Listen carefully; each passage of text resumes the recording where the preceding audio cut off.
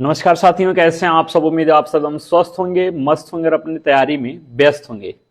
जितने भी students 10th का बोर्ड एग्जाम दे चुके हैं उनके मन में लगातार ये प्रश्न आ रहे हैं कि 10th के बाद मैथ का चुनाव करें या बायोलॉजी का। बहुत सारे स्टूडेंट हैं, उनके मन में डाउट आ रहा है कि 10th के बाद जेई की तैयारी करें या नेट की तैयारी करें। तो इस वीडियो में हम आपके सारे डाउट क्लियर करने आ गए हैं। आज के इस वीडियो हम जानेंगे कि आपको 10th के बाद मैथ का चुनाव करना चाहिए या बायोलॉजी का, किस बेसिस पे करना चाहिए आपको मैथ या बायोलॉजी का चुनाव। और दूसरा टॉपिक हमारा होगा कि आपको जेई की तैयारी करनी चाहिए या नेट की तैयारी करनी चाहिए। तो चलिए शुरू करते हैं इस वीडियो को और देखते हैं कि आपके क्या क्या डाउट्स हैं। मोस्टली आपके डाउट्स हैं कि 10th के बाद मैथ लें या बायोलॉजी, ये आपके डाउट हैं। और जो दूसरा डाउट है बहुत कि जेई की तैयारी करें या नेट की तैयारी करें। सबसे पहली बात करेंगे पहले आपके डाउट की कि जो 10th के बाद बायोलॉजी लें या मैथ लें। देखिए, सबसे पहले ये होता है कि 10th के जस्ट बाद जब आते हैं आप 11th में आते हैं तो उस समय आपको स्ट्रीम का चुनाव करना होता है और इसमें एक होता है साइंस स्ट्रीम।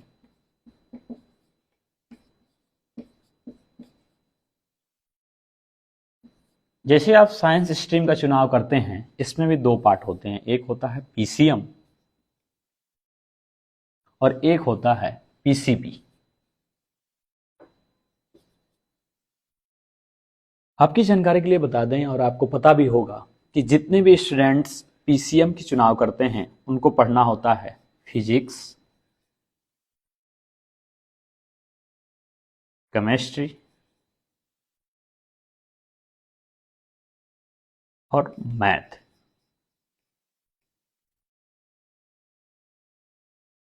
जितने भी स्टूडेंट पीसीबी का चुनाव करते हैं उनको पढ़ना होता है फिजिक्स,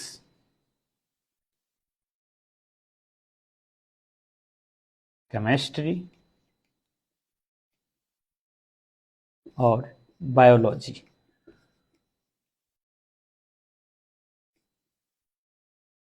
ये होता है साइंस स्ट्रीम। अब सवाल ये है कि आपको मैथ स्ट्रीम का चुनाव करना चाहिए यानी पीसीएम का चुनाव करना चाहिए या पीसीबी का।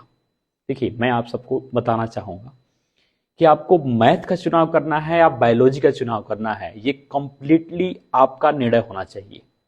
आप अभी तक 10th तक पढ़े हैं, आप खुद से पूछिए, खुद पे एनालिसिस करिए कि आप 10th तक पढ़ाई किए हैं तो आपको मैथ पढ़ने में ज़्यादा मज़ा आता है या बायोलॉजी। आपको सवाल, बड़े बड़े सवाल लगाने में ज़्यादा इंटरेस्ट है या ह्यूमन बॉडी के बारे में पढ़ने में आपको ज़्यादा आनंद आता है। जैसे ही आप इस पे विचार करेंगे, जब इस पे सेल्फ एनालिसिस करेंगे, उसी समय आपके डाउट क्लियर हो जाएंगे कि आपकी जो रुचि है, जो आपका इंटरेस्ट है, वो किस में है, मैथ में है या बायोलॉजी में है। ये आप पे डिपेंड करता है। मतलब प्रत्येक बच्चे का अलग अलग रुचि हो सकती है। किसी का मैथ अच्छा है, मैथ पढ़ने में उसको मजा आता है, इंटरेस्टिंग समय लगता है, किसी का बायोलॉजी लगता है। तो ये कंप्लीटली आपका निर्णय है। इस पे बैठ के अच्छे से विचार करिए और उसके बाद से चूज करिए कि आपको बायोलॉजी लेना है कि मैथ लेना है। अब बात करते हैं, जैसे ही आप पीसीबी लेते हैं, ये हो गया आपका पीसीबी और ये हो गया आपका पीसीएम। मैक्सिमम स्टूडेंट जो पीसीएम लेते हैं वो तैयारी करते हैं जेई की। अब आपके मन में सवाल होगा कि सर जेई क्या होता है। जेई एक तरह का एंट्रेंस एग्जाम है, इसका फुल फॉर्म होता है joint entrance exam. Joint entrance exam IIT JEE का ये एग्जाम होता है। आईआईटी क्या होता है? Indian Institute of Technology. JEE का फुल फॉर्म होता है ज्वाइंट एंट्रेंस एग्जाम। ये एक एंट्रेंस एग्जाम है, इसमें जितने भी बच्चे क्वालिफाई करते हैं वो इंडिया के टॉप इंजीनियरिंग कॉलेज यानी कि जो गवर्नमेंट इंजीनियरिंग कॉलेज हैं, जिसमें आते हैं कौन कौन से आते हैं, जिसमें आता है आईआईटी, एनआईटी, ट्रिपल आईटी।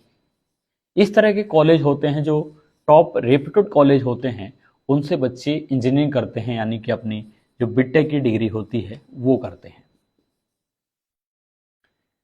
अब हम बात करें, अगर जो बच्चा पीसीबी ले रहा है, वो अधिकतर बच्चे जो होते हैं जो बायोलॉजी लेते हैं 11th में, वो नीट की तैयारी करते हैं। जैसे आपका आईआईटी जेई होता है वैसे नीट भी होता है, बस अंतर ये होता है कि नीट की तैयारी करने वाले जो बच्चे होते हैं वो इंडिया के टॉप मेडिकल कॉलेज से, इंडिया के जो टॉप मेडिकल कॉलेज हैं, गवर्नमेंट मेडिकल कॉलेज, उससे वो एमबीबीएस, बीएमएस, बीडीएस, इस तरह कुछ कोर्सेज होते हैं जो मेडिकल कोर्सेज होते हैं वो करते हैं। तो ये आपके जो डाउट्स थे ये क्लियर हो गए कि आपको मैथ का चुनाव करना है या बायोलॉजी का। अगर आप मैथ का चुनाव करते हैं तो आप जेई की तैयारी कर सकते हैं। अगर आपका सपना है कि मैं एक अच्छा इंजीनियर बनूं, भारत के टॉप इंस्टीट्यूट से पढ़ाई करके मैं एक अच्छा इंजीनियर बनूं, तो आप 10th के जस्ट बाद मैथ स्ट्रीम ले सकते हैं। ये साइंस स्ट्रीम में आप पीसीएम ले सकते हैं और पीसीएम के बाद आप जेई की तैयारी कर पाएंगे। अगर आपका सपना है कि मैं अच्छा डॉक्टर बनूं, आपको जो डॉक्टर लाइफ स्टाइल है वो ज़्यादा मज़ेदार लगती है, आपको लगता है कि नहीं एक अच्छा डॉक्टर बनना चाहिए, देश की सेवा करना चाहिए, तो आप पीसीबी लेके आप फिजिक्स, केमिस्ट्री, बायोलॉजी पढ़कर आप डॉक्टर बन सकते हैं, यानी कि नीट की तैयारी कर सकते हैं। नीट की तैयारी करके आप एमबीबीएस कर पाएंगे, बीएमएस कर पाएंगे, बीडीएस, ये कुछ मेडिकल कोर्सेस हैं जो आप करते हैं। अब लास्ट और सबसे इंपॉर्टेंट सवाल ये है कि आप तैयारी कैसे करेंगे। सबसे इंपॉर्टेंट सवाल है कि तैयारी शुरू कैसे करेंगे, तो आइए उस पर बात करते हैं।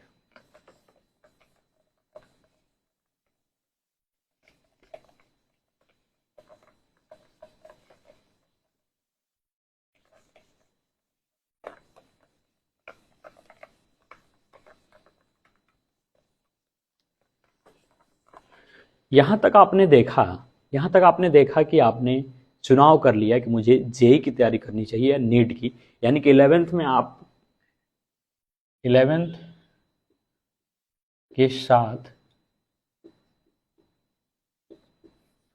आपको जेई की तैयारी करनी है या नीट की, ये आपने चूज कर लिया। अब सवाल है कि तैयारी कैसे करें। तो यहाँ पे मेरा आपको एक सलाह होगा कि आप तैयारी अपने अकॉर्डिंग, आजकल के समय में बहुत सारे इंस्टीट्यूट हैं, ऑफलाइन भी हैं, ऑनलाइन भी हैं, ये कम्प्लीटली आप पे डिपेंड करता है कि आप किस में कंफर्ट फील करना चाहते हैं, ऑफलाइन पढ़ना चाहते हैं, ऑनलाइन पढ़ना चाहते हैं। तो आप जेई और नीट की तैयारी ऑनलाइन भी कर सकते हैं और ऑफलाइन भी कर सकते हैं।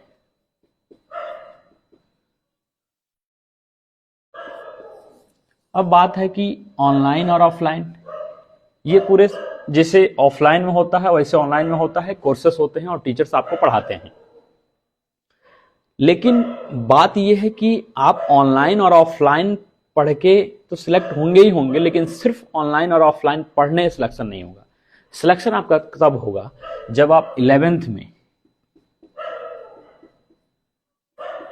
अगर पूरा 11th की बात करें लगभग देखा जाए तो 300 डेज आपके होंगे जब आप तैयारी शुरू करेंगे, जब से आपका खत्म होगा 300 डेज होंगे। आप ऑनलाइन पढ़ें या ऑफलाइन पढ़ें, आपका सिलेक्शन तब होगा जब आप इन 300 दिनों का सही यूज करेंगे। अब आप 300 दिनों का यूज सही कैसे करेंगे, आपका जो शेड्यूल होगा प्रॉपर पढ़ाई करने का वो मजबूत होगा, आपको प्रॉपर गाइडेंस मिलने वाला होगा। आप कभी कभी गलती कर रहे हैं तो प्रॉपर मेंटर होने चाहिए जो आपको गाइड करें कि आपको कहाँ गलतियां नहीं करनी है। क्योंकि देखिए ये जो समय होता है ना, बहुत लंबा समय होता है, और 11th के बाद आप करेंगे 12th, और 12th के साथ होता है एग्जाम। इसमें आपके बोर्ड एग्जाम भी होते हैं,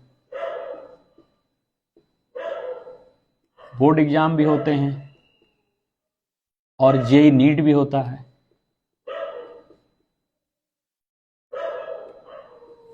तो ये एक लंबा समय होता है, पूरे 2 साल का समय बहुत लंबा समय होता है, और उसमें आपको तैयारी करनी होती है। और अगर बात की जाए तैयारी का सही समय का, बहुत सारे बच्चे जो है कंफ्यूजन में रहते हैं कि भैया तैयारी करने का जो सही समय है वो क्या होता है। अगर बात करें जेई की और नीट की, तो सबसे सही समय देखा जाए तो 10th के जस्ट बाद है, 11th और 12th। अब मैं ये क्यों बता रहा हूं आपको कि सबसे सही समय यही, आप समझिए। बात करें अगर जेई और नीट की सिलेबस की, जो एग्जाम है ये, इसका जो सिलेबस है ये कंप्लीटली आपके 11th और प्लस 12th का ही सिलेबस है, कुछ अलग से सिलेबस नहीं है, 11th और 12th का ही सिलेबस है। जैसे ही आप 10th पास करके 11th में आते हैं तो 11th को पढ़ने के लिए प्रॉपर 1 साल मिलता है, यानी कि 1 ईयर मिलता है, ठीक। 12th को पढ़ने के लिए आपको 1 ईयर मिलता है। इस तरीके से आपको ये तैयारी करने के लिए कितने मिल गए, 2 साल मिल गए। 2 साल में आप पूरे 2 साल के सिलेबस को पढ़े, 11th को और 12th को। बहुत ध्यान से देखिएगा और विचार करिएगा। अगर आप 11th में तैयारी स्टार्ट कर देते हैं 10th के जस्ट बाद, तो आपको प्रॉपर 2 साल का समय मिलता है 2 साल के सिलेबस को पूरा करने के लिए। लेकिन अगर आप 12th पास करके आते हैं, अगर कोई स्टूडेंट 12th पास करके आया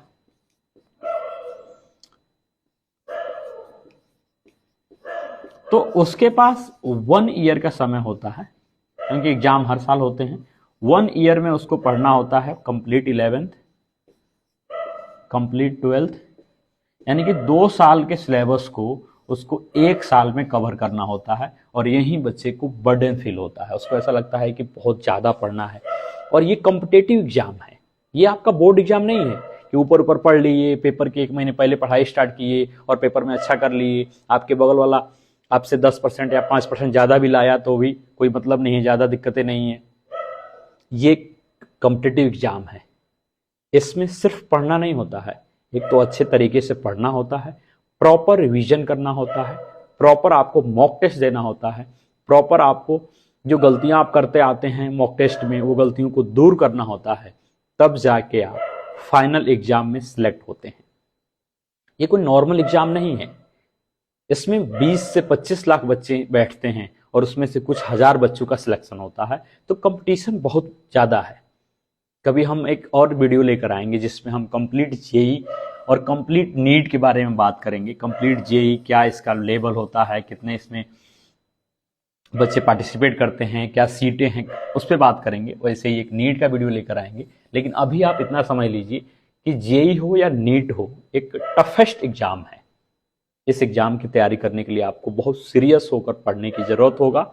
और पूरे 2 साल तक, अगर आप पूरे 2 साल तक आप अगर अच्छे से मेहनत करते हैं, सही दिशा में सही मार्गदर्शन के साथ अगर आप मेहनत करते हैं, तो आप भारत के टॉप इंस्टीट्यूट से पढ़ाई कर सकते हैं। आप अपना जो सपना है डॉक्टर बनने का और इंजीनियर बनने का सपना पूरा कर सकते हैं। अब हम आपको ये सब चीज़ें क्यों बता रहे हैं, इसके पीछे क्या है समझिए।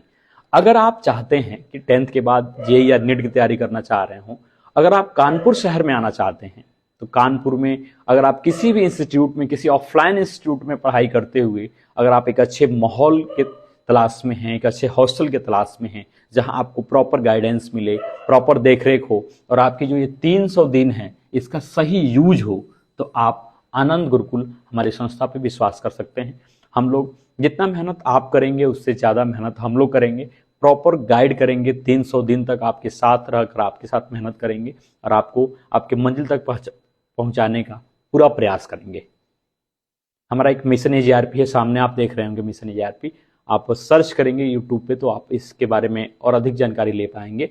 लेकिन हाँ ये है कि अगर आप कानपुर आना चाहते हैं और आप किसी भी इंस्टीट्यूट से आप ऑनलाइन पढ़ना चाह रहे हो तो भी और ऑफलाइन पढ़ना चाह रहे हैं तो भी एक अच्छे माहौल की तलाश में है, तो आप आनंद गुरुकुल पर विश्वास कर सकते हैं।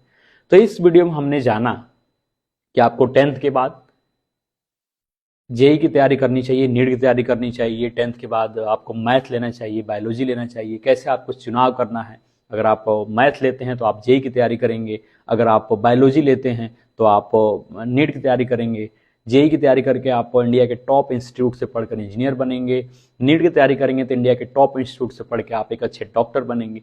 इस वीडियो में हम ये सारी बातों को जाने। तो अगर आपको ये वीडियो अच्छी लगी हो तो अपने दोस्तों के साथ शेयर करिए, और आप चाहते हैं कि ऐसी ही वीडियो, ऐसी ही कैरियर गाइडेंस की वीडियो हमारी आती रहे तो चैनल को सब्सक्राइब करिए, वीडियो को लाइक एंड शेयर करिए। और तो चलिए, उम्मीद है आपको एक वीडियो पसंद आया होगा। तो चलिए मिलते हैं एक नए वीडियो के साथ, के लिए स्वस्थ रहिए, मस्त रहिए और सम्मानित रहिए। धन्यवाद।